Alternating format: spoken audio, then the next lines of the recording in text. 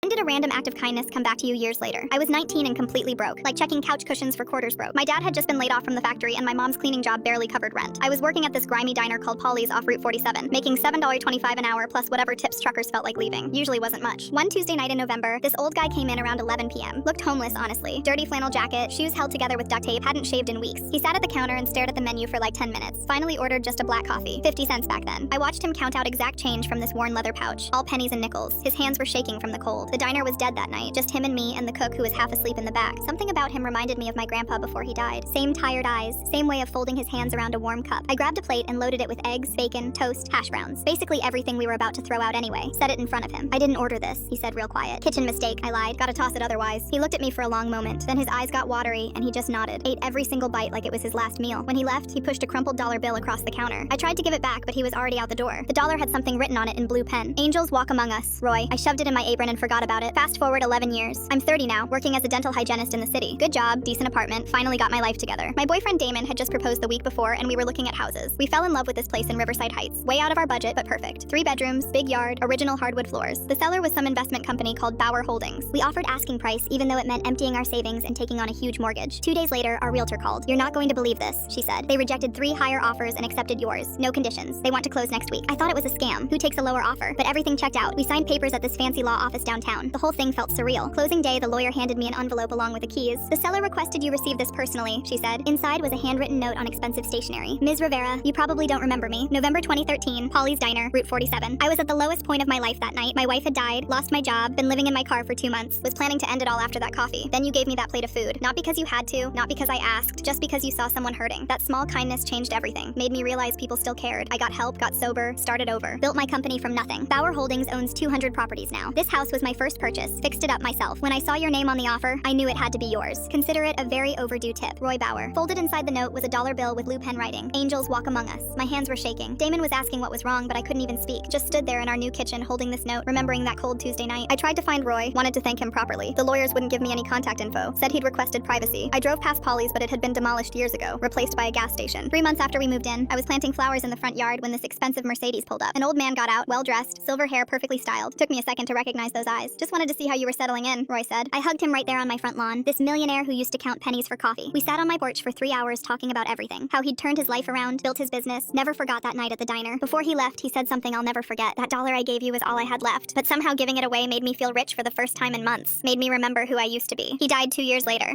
Left me a letter saying the house was always meant to come back to me. That kindness is just a loan that gains interest over time. We named our son Roy.